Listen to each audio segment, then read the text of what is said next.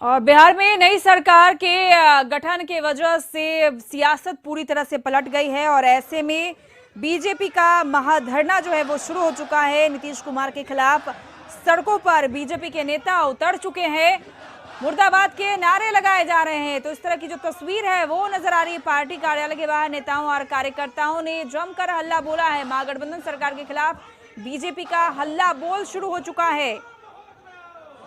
तो बीजेपी प्रदेश कार्यालय के सामने महाधरना का आयोजन किया गया है। सरकार से अलग होते ही बीजेपी कहीं ना कहीं आक्रामक हो गई है। पूर्व डिप्टी सीएम रेणु देवी भी नजर आ रही हैं और इस हल्ला बोल में जमकर विरोध जो है वो साफ तौर पर देखा जा रहा है। बिहार के दोनों डिप्टी सीएम तारकिशोर प्रसाद, रेणु देवी एक साथ हो। लगातार नीतीश कुमार की बड़ाइयां करते थे, वो आज कहीं ना कहीं मुर्दाबाद के नारे लगा रहे हैं। विरोध प्रदर्शन जो है वो शुरू हो गया है 10 अगस्त है और ऐसे में महाधरना जो है वो शुरू हो गया है। गौतम हमारे साथ जुड़ चुके हैं। गौतम, महाधरना चल रहा है, हल्ला बोल शुरू हो गया है बीजेपी का। नई गठबंधन होने के बाद किस तरह का सियासी जो है जो पारा वो इस वक्त नजर आ रहा है?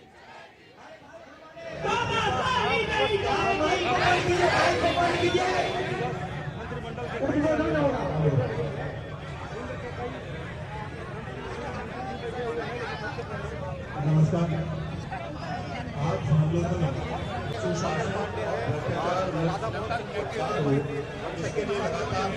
बिहार के दोनों तारकिशोर प्रसाद जी, रेणु देवी जी और बैठे ये तमाम लोग जो है ये बैठे हुए और ये संदेश देना है लोगों को कि जिस तरह से इस सरकार को गिराने की जो कोशिश की गई वो सही नहीं था, जनादेश का अपमान किया गया। हमारे साथ बिहार के जो मुख्यमंत्री रेणु देवी जी है। मैडम, जो स्थितियां लोगों को लगना था जनादेश दिया था एनडीए की सरकार को और 19 में भी एनडीए की सरकार को मिल गया और 20 में भी इन्होंने चुनाव नरेंद्र मोदी के नाम पर ही लड़ा था। और आप देखे होंगे कि बिहार विधानसभा में इन्होंने खाक में मिट जाऊंगा, मिट्टी में मिल जाऊंगा, लेकिन मैं साथ नहीं जाने वाला हूँ। लेकिन आज बिहार की जनता के साथ छलावा हुआ है और छलावा होकर अपनी कुर्सी को बचाने के लिए उन्होंने दूसरे का दामन थामा है। क्या लगता है कि हमेशा नीतीश कुमार ने ऐसे काम किए हैं, जैसे राजद सरकार में मरना हो, आप लोग के साथ रहकर सरकार में आ जाना हो, हमेशा उन्हें कुर्सी देखिए, सबसे बड़ी बात है कि ये विचार की लड़ाई है और विचार जिसका बदलता है उसको दुनिया भी माफ नहीं करती है। तो बिहार की जनता इस धोखे को माफ नहीं करेगी। आने वाला समय एक एक आदमी उन्हें बताएगा। मैडम, आगे की रणनीति क्या होगी? आप लोग ने तो लोकतांत्रिक तरीके से हम तो सदन से सड़क तक जाएंगे, हर घर में जाएंगे और हम बताएंगे कि इन्होंने किस तरह से धोखा किया है। ऐसे धोखा करनी अच्छी बात नहीं है। रेणु देवी जी थे जिन्होंने बताया कि लोकतांत्रिक तरीके से जो पूरा विरोध होगा वो पूरा विरोध होगा। बिहार सरकार के पूर्व मंत्री रामसूरत राय जी हैं, राजस्व भूमि सुधार मंत्री। स्थितियां रही सर, क्या उम्मीद थी ऐसी स्थिति? निश्चित रूप से मैं बताना चाहूंगा कि हमारे भारतीय जनता पार्टी के मंत्रिमंडल में जितने मंत्री थे वो सब जनता गरीबों के हित में काम करना चाह रहे थे, काम कर रहे थे। जो उनको बर्दाश्त नहीं हो रहा था, हमारे मंत्री अपनी बातों को रखना चाहते थे और उनको लगता था कि सारा श्रेय भारतीय जनता पार्टी को मिल जाएगा। हमको तो ऐसे के लोगों के साथ रहना चाहिए जहां कोई मेरे खिलाफ नहीं बोले, मेरे काम किए हुए कामों के कारनामों को कोई उजागर नहीं करे। इसलिए उन्होंने ये भागने का काम किया है। और वो कल कह रहे थे कि कुछ लोग सामाजिक वातावरण को बिगाड़ना चाह रहे थे। मैं कहना चाहता हूँ माननीय मुख्यमंत्री जी, आप अभी शपथ ग्रहण लिए नहीं है। जिनके साथ सरकार बनाने गए हैं उनके लोगों के द्वारा मेरे विधानसभा क्षेत्र के अंतर्गत राष्ट्रीय ध्वज का अपमान किया है। राष्ट्रीय क्रिमिनल एक्ट बनता है, तिरंगे को काट करके उसमें गोल चक्र को हटा करके उसमें जो है चांद और तारा का लोगो लगा करके झंडा फहराने का काम किया है। ये आप समझ सकते हैं कि जो लोग जो एनआरसी सीए के खिलाफ लड़ना चाह रहे थे, हम लोग लड़ना चाह रहे थे और उसमें वो साथ नहीं देना चाह रहे थे, इसलिए उन्होंने साथ छोड़ने का काम किया है। आज वो औराई के अंदर वो झंडा फहरा रहा है। इससे संदेश साफ होता है कि वो लोग चाहते हैं यहाँ पर एनआरसी के माध्यम से, सीए के माध्यम न लागू हो और यहाँ पाकिस्तानी लोग आवे, बांग्लादेशी आवे, घुसपैठ करे और इस पर यहाँ पाकिस्तान बनाना चाहते हैं। ये कभी भी बर्दाश्त हम लोग नहीं करेंगे। सर, शराबबंदी की विफलताओं को लेकर भी संजय जायसवाल ने बात कही थी, उनका भी लगता है क्या उनको बुरा लग रहा था क्योंकि गृह विभाग से ही लापरवाही? बिल्कुल शराबबंदी जो उन्होंने जो किया सफल नहीं हो पा रहा है। आम गरीब गुरबा परेशान हो रहा है। हम लोग समीक्षा चाहते थे और हम लोग सवाल उठाते थे, बहुत सारी मुद्दों पर टकराहट होती थी और उनको लगता था कि भाजपा दबने वाली नहीं है। भाजपा का हर मंत्री दमदार है, अपनी बात को रखता है, इसलिए वो छोड़ के भाग गए। सूरत राय जी थे, राजस्व एवं भूमि सुधार मंत्री। उप मुख्यमंत्री तारकिशोर प्रसाद जी भी है। सर, लाइव सर जुड़े हुए हैं। सर, कुछ अपनी बातों को रखें। सर, जिस तरह से नीतीश कुमार ने एकाएक फैसला लिया, आप लोग को भी अचंभित कर दिया और जो स्थितियां बन रही थी, क्या ये तुरंत की स्थिति है या दिमाग में उनके चल रहा था? सर, नहीं, देखिए, वे अपने व्यक्तिगत राजनीतिक महत्वाकांक्षा के लिए इस तरह के राजनीतिक घटना चक्र को उन्होंने अंजाम दिया है।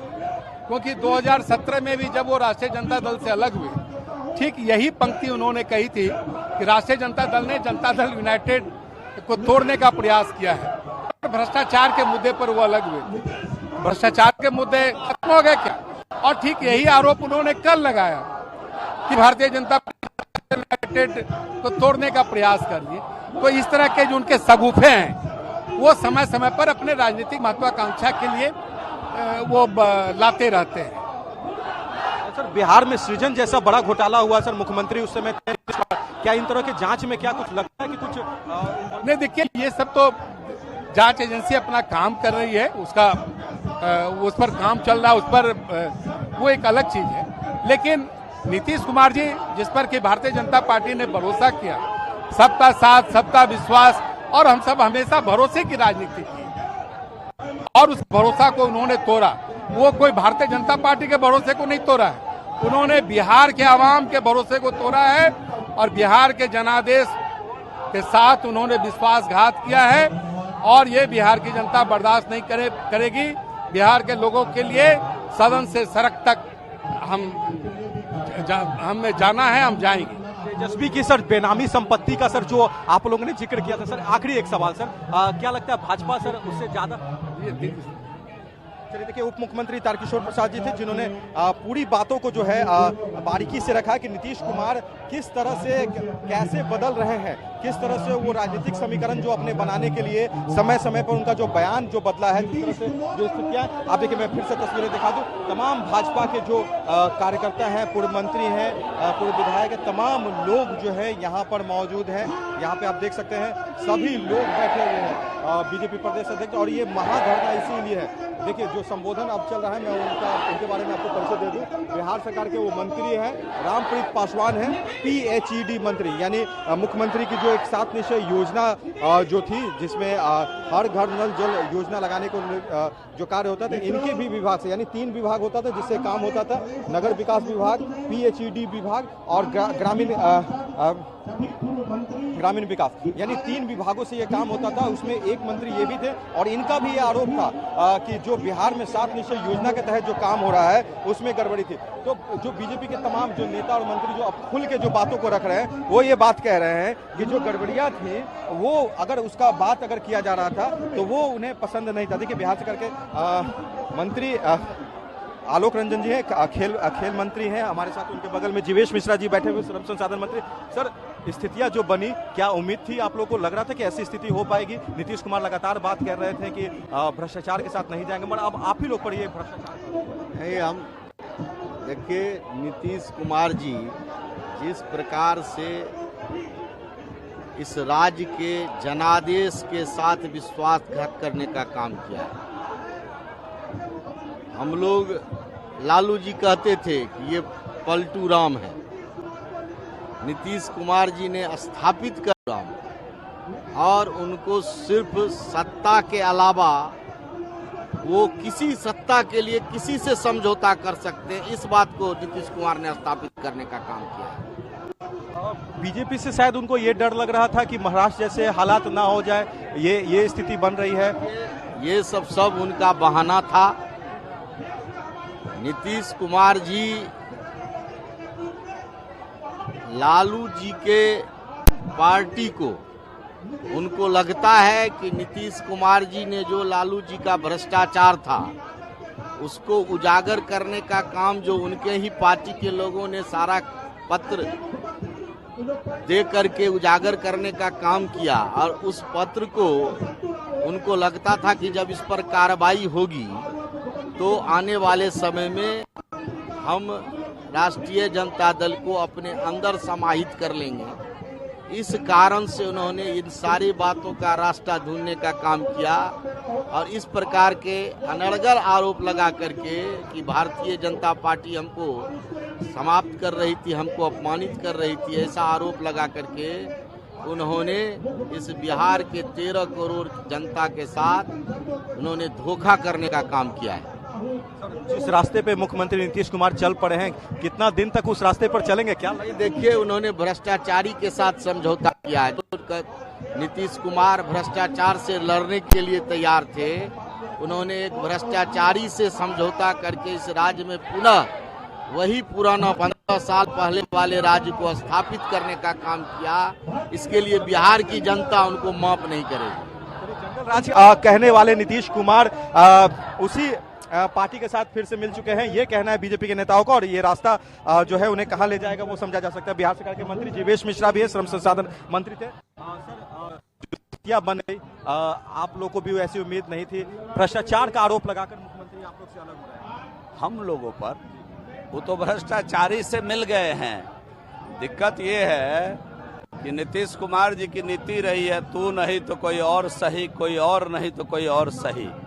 तो अपने नीति पर चल रहे हैं, इसमें कोई आश्चर्य की बात नहीं है। इस पिछले 18-19 महीने में जिस प्रकार का काम बिहार के अंदर हुआ है वो चीज जनता भी देख रही है और उसका जवाब आने वाले दिनों में जनता देगी।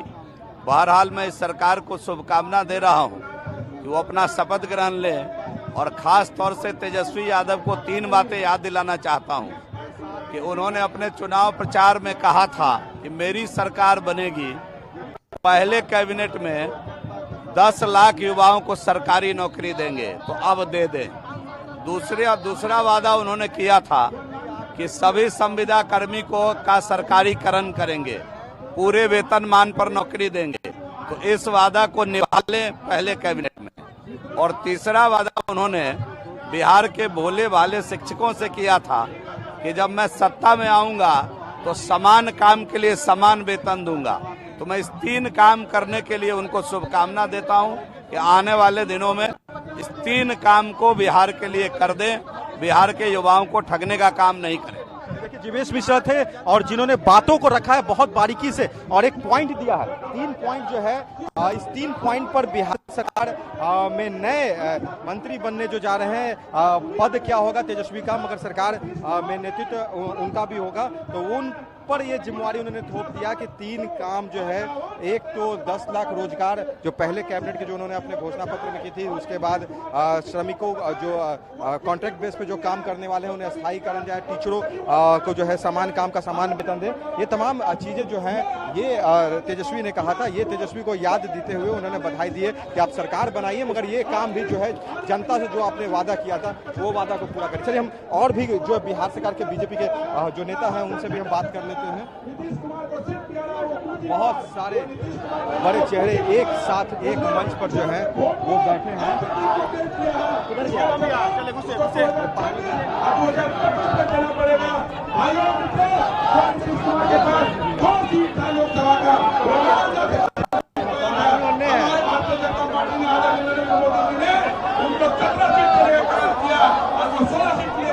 अरे गिर जाएगा यार।